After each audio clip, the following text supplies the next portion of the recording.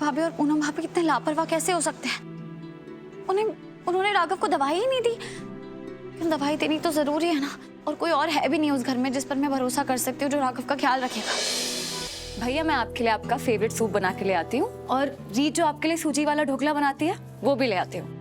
उसमें रीत वाला स्वाद तो नहीं होगा, पर मैं पूरी कोशिश करूंगी, ठीक है? भाभी, मेरा हमेशा ख्याल रखने के लिए थैंक यू, पर अभी मुझे सच में कुछ नहीं चाहिए, मुझे बहुत नींद आ रही। राघव है लेकिन एक भाभी प्लीज प्लीज बात समझिए।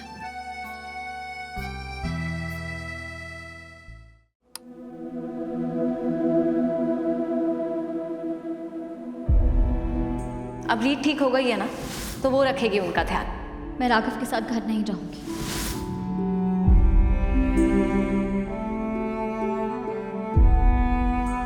ऐसे कैसे चलेगा बिग सिस्टर लो?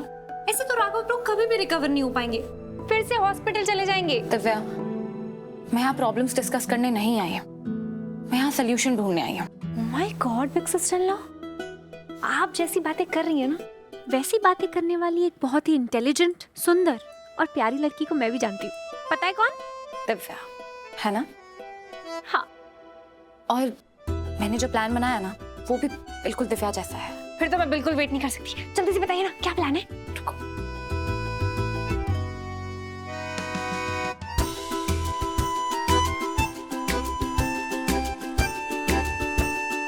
वाओ बिग सिस्टर लो, क्या प्लान है, वेरी गुड। चलो। रीत, मैंने तेरे लिए इतना कुछ बनाया था, तूने कुछ भी नहीं खाया, क्यों बेटा? चाची मैं थोड़ा सा सफाई कर लेती हूँ ना, उसके बाद खा लूंगी। घंटों से इतनी सफाई कर रही है, रात को इतनी सफाई करने की क्या जरूरत है? सब ठीक है ना? कुछ ठीक नहीं है चाची। आपको पता है राघव दवाई के मामलों में कितने लापरवाह है। अगर उन्हें याद ना दिलाया जाए ना तो वो दवाई खाते ही नहीं है, भूल जाते हैं। हाँ तो तू एक काम करना, तू किसी को फोन करके पूछ ले वहाँ पे कि राघव जीजू ने दवाई ली कि नहीं। इससे उन्हें पता भी नहीं चलेगा कि तू उनका ख्याल रख रही है, और तेरे भी दिल को तसल्ली मिल जाएगी। हाँ ये सही आइडिया है। मैं पूनम भाभी को कॉल करती हूँ। क्या? राघव भैया की दवाई? नहीं, मुझे तो पता नहीं रीत। मैं तो जब से हॉस्पिटल से आई हूँ तब से मैं बस किचन में ही हूँ। अभी तो मुझे कपड़े भी डालने हैं वॉशिंग मशीन में, और फिर मैं समझती हूँ घर में इतने सारे लोग बढ़ गए हैं तो आपका काम भी बढ़ गया होगा, ज्यादा रिस्पॉन्सिबिलिटी आ गई होगी। लेकिन राघव को दवाई, लेकिन मेरी कोई परेशानी समझता भी तो नहीं है ना रीत यहाँ। अच्छा, तुम्हें और कुछ बात करनी है? नहीं और कुछ नहीं, आप अपना काम करिए।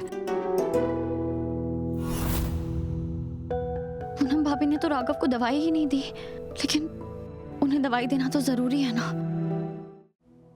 मैं दिव्या भाभी को कॉल करती हूँ।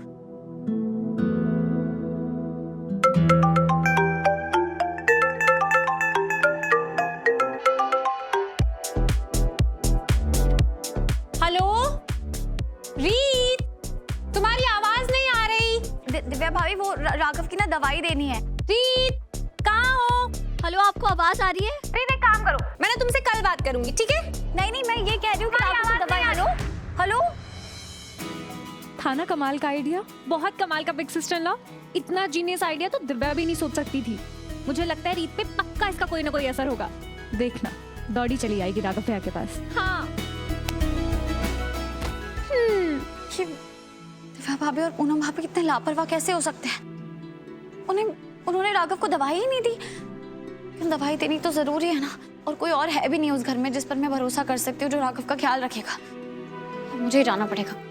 तू जो करने का ठान चुकी है ना, अब उसे तो मैं बदल नहीं सकती और ना तुझे रोकूंगी अब, लेकिन इतना तो कर सकती है ना, तू जिस काम के लिए जा रही है सिर्फ उसी पर ध्यान देना, वहां जाकर किसी को अपना मत बनाने लग जाना। हाँ चाची, मैं अपना फर्ज निभाने जा रही हूँ और सिर्फ अपना फर्ज ही निभाऊंगी।